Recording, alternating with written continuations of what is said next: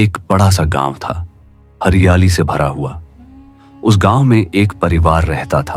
पिता का नाम सुलेमान, पत्नी का नाम आयशा और बेटे का नाम फहीम। उनकी जिंदगी बहुत खुशियों से गुजर रही थी, लेकिन ये खुशियां कब गम में बदल जाएंगी किसी को पता नहीं था। एक दिन सुलेमान सुबह नाश्ता करके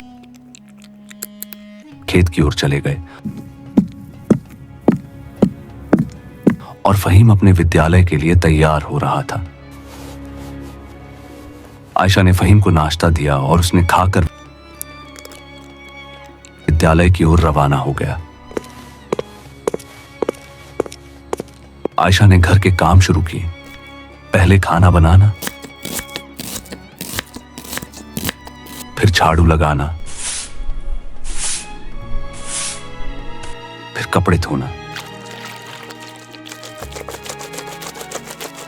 काम करते करते फहीम विद्यालय से घर लौट आया और टेलीविजन पर कार्टून देखने लगा। खाली पेट मेरे दिमाग की बत्ती नहीं जलती।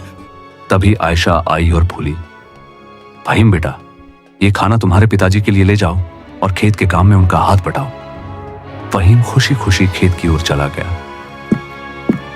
खेत पहुंचकर उसने पिता को प्रणाम किया और कहा, पिताजी, ये खाना माताजी ने भेजा है, आप इसे खा लीजिए जब तक मैं खेत का काम कर लूं।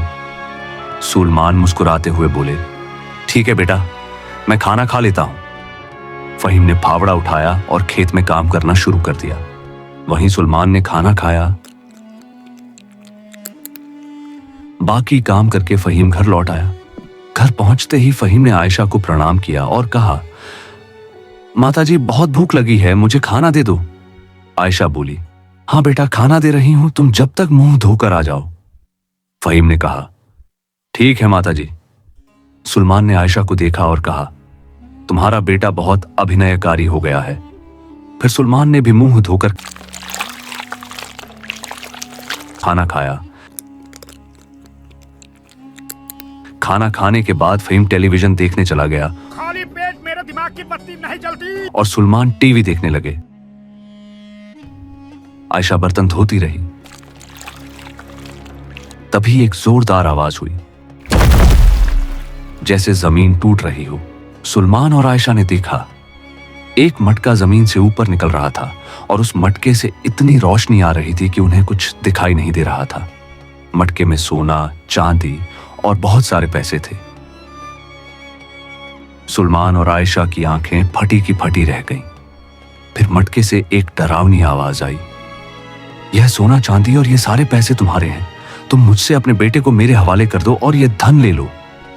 यह जोरदार आवाज सुनकर फहीम भी उठ गया। सुलेमान और आयशा कहने लगे, यह कौन है और हमारे बेटे को क्यों चाहता है? डरावनी आवाज बोली, मैं इस गांव की पुरानी रक्षक हूं। तुम्हारा बेटा एक खास शक्ति का मालिक है। अगर तुम उसे मुझे दे दोगे तो तुम्हारा यह धन तुम्हारा रहेगा, वरना सब समाप्त हो जाएगा।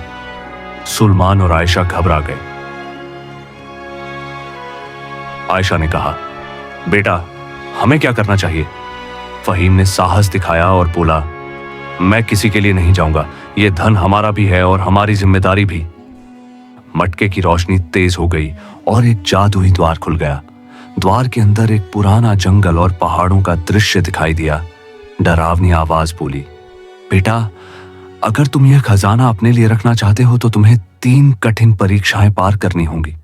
एक साहस, एक समझदारी और एक दया से भरी परीक्षा। फहीम ने साहस दिखाया और द्वार के अंदर कदम रखा। सुलेमान और आयशा पीछे खड़े रह गए। उन्हें समझ नहीं आ रहा था कि क्या हो रहा है। फहीम ने आंखें खोली। उसने अपने आगे इतना अंधेरा देखा कि लग रहा था जंगल ने आसमान को निगल लिया हो। पहले ही कदम पर जमीन छिक छिक करती हुई गीली लग रही थी। पीछे मुड़कर देखा, दरार जैसा जादुई द्वार बंद हो चुका था। दूर कहीं से हवा में हिलती हुई जंजीरों की आवाज आ रही थी। फिर रक्षक आत्मा की बर्फ जैसी ठंडी आवाज। पहली परीक्षा, रोने वाली स्त्री। अगर उसकी तरफ देखा तो वह तुम्हारी आंखें ले लेगी। फहीम का गला सूख गया। वह धीरे धीरे आगे बढ़ने लगा। 10 कदम, कोई आवाज नहीं। 20 कदम, जंगल और भी अंधेरा। 30 कदम और फिर कोई है? मेरी मदद करो। एक स्त्री की सीधी आत्मा तक उतर जाने वाली रुलाई। झाड़ियों में कुछ हिल रहा था। अचानक 2 सफेद हाथ जमीन से बाहर निकले। फहीम का पूरा शरीर कांप गया। स्त्री जोर से रोई, मुझे देख लो, बस एक बार, कृपया। पीछे से तेज कदमों की धमक, टक टक टक। वह दौड़ पड़ा। स्त्री उसके बिल्कुल पीछे। उसकी सांसें फहीम की गर्दन को छू रही थी। फहीम रोए बिना, पलटे बिना लकड़ी के पुल को पार करता गया। जैसे ही पुल पार किया, स्त्री की आवाज पाक करके गायब हो गई। एक लंबी चीख, तू उन्हें मुझे नहीं देखा। और जंगल फिर शांत। फहीम जंगल से निकलकर एक पुराने महल के सामने पहुंचा। महल आधा टूटा हुआ, आधा जिंदा, जैसे कोई उसे अंदर बुला रहा हो। दरवाजे पर बड़े बड़े शब्द खून से लिखे थे, सच सुनने की हिम्मत है तो ही अंदर जाना। फहीम ने दरवाजा धक्का दिया। एक दरवाजा खुल गया। अंदर एक बड़ा दरबार सा कक्ष, जिसकी दीवारों पर 100 साल पुराने लोगों की तस्वीरें लगी थीं। सभी के चेहरे धीरे धीरे फहीम की तरफ घूरने लगे। फिर दीवारों से दबा दबा बोलने की आवाज, हमें छुओ, हमें छुओ, हमें छुओ। फहीम नहीं डरा। उसने तस्वीरों को ध्यान से देखा। कुछ चित्रों में लोगों के हाथ हिल रहे थे, कुछ की आंखें चल रही थीं। अचानक एक बड़ी तस्वीर एक बूढ़े आदमी की जमीन पर गिरकर टूट गई और उसके टुकड़ों से खून जैसा लाल धुआं निकला। धुएं से एक आदमी की आत्मा निकली।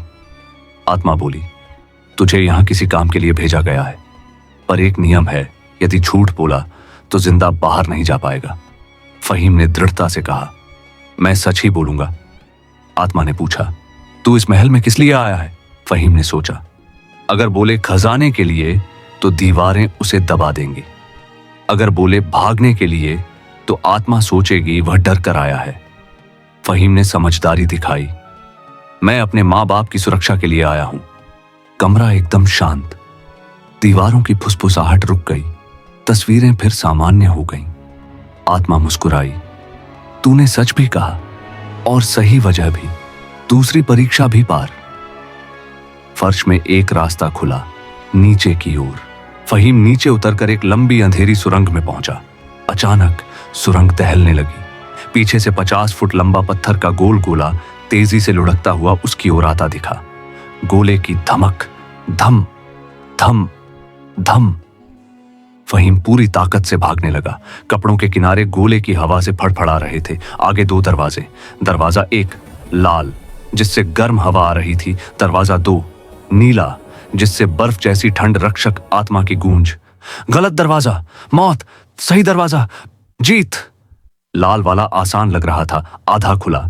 नीला वाला पूरा बंद, छूते ही पाले जैसी ठंड। फहीम ने सोचा, जो आसान लगे वही धोखा होगा। 1 सेकंड बचा था। गोला बिल्कुल पीछे। फहीम ने नीला दरवाजा पूरी ताकत से धक्का दिया। धड़ाम! दरवाजा खुला और वह अंदर गिर पड़ा। अंदर एक छोटा कमरा, जिसमें क्रिस्टल से बना एक चमकता फूल। उससे हल्की सी रोशनी निकली और आवाज आई, जिसने हिम्मत और बुद्धि दोनों दिखाई, वही इस फूल को छू सकता है। फहीम ने फूल छुआ। पूरा कमरा उजाले से भर गया। रोशनी खत्म हुई तो वही जादुई द्वार खुल चुका था, जो उसे वापस घर ले जाने वाला था। रक्षक आत्मा की अंतिम आवाज, फहीम, तुम ही असली विजेता हो। और द्वार ने उसे वापस घर पहुंचा दिया।